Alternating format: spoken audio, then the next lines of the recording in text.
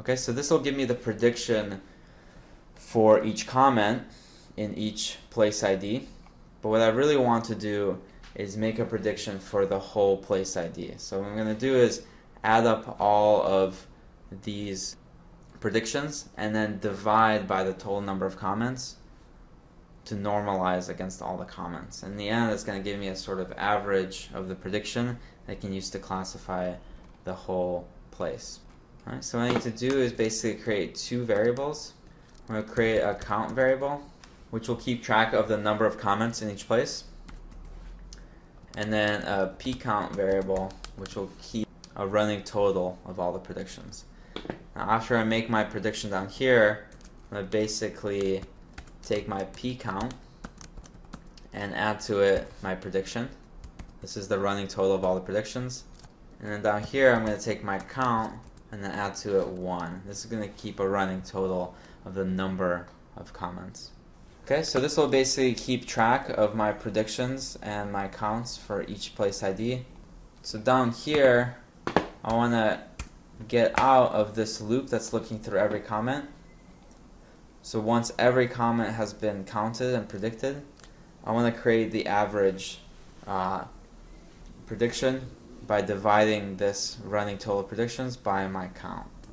So I'm going to call that the prediction. And I want to just divide these two numbers, so p divided by count.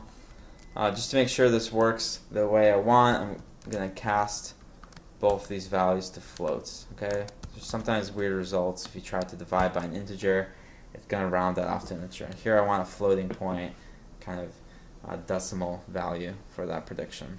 Okay, once I have that prediction for the POIID, I want to write those results out into my output write file.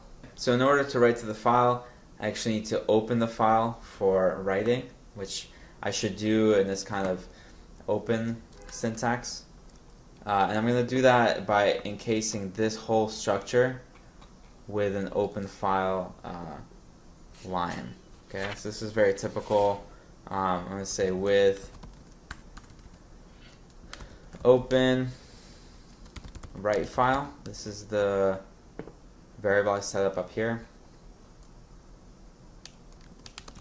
And then for writing, as write file, I'm going to select all of this structure, everything I'm doing, and just tab over once to get all this stuff into this write file structure. And now this gives me this WF variable that I can call to write anything to this file. And once I'm done with this code, it's going to close that and save it automatically. Okay, so once I have my prediction, I want to say WF dot write, and here I'm going to write out the actual data. So first I need to write out my place ID so I can later match it with my data set. I'll write that out here. I'm going to concatenate to that my delimiter, which is a semicolon. And I'm going to add to that my prediction, which I generated here, cast that to a string so I can do the concatenation. And I'm going to add to that a new line string. Okay, since I'm writing this new data, I probably want to initialize this with a first line, which will explain what these two data are. I'm going to go back up here. As soon as I open my write file for writing, I'm just going to write an initial line which has the column names for my data. So the first one is POIID, and then the prediction, and then my new line string. So now I'm pretty much ready to go. It's going to scan through all of this zip file. It's going to take just the POIIDs that's in my OCT data predict file. It's going to run through all of the comments, generate a feature list for each comment, make a prediction, keep a running total of those predictions, and then normalize that prediction value, and then save that out to a file. And we're going to use this POIID value to link the file in GIS back to our place shapefile. Okay. The last thing I want to do here, just from experience, is I want to wrap this write file in a try except structure, because for some places there are actually no comments or no check-ins. When that happens, this count variable is going to be 0, right? Because it's going to initialize here. It's not going to find any entries. And down here, it's going to result in a division by 0, which will create an error and cancel and exit out of your whole script. So in that case, those places aren't interesting anyway because they don't have any check-ins. So in that case, I'm just going to continue on to the next place ID.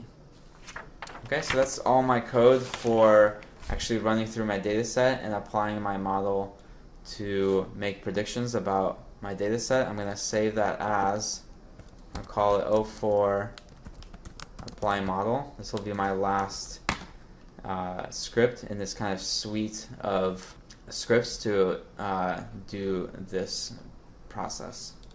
I'm going to run this file. Okay, so I want to take care of any errors I have here. In this case, I just have a syntax error here.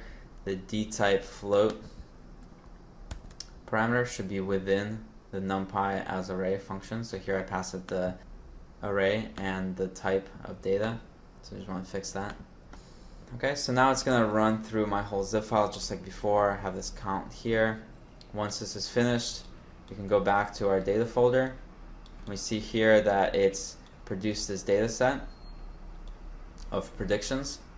If we open this up, we see that for each of the 36 places in OCT, it's stored the POID, which we're going to use to link back to GIS, and here it has the actual prediction that it made on that place ID.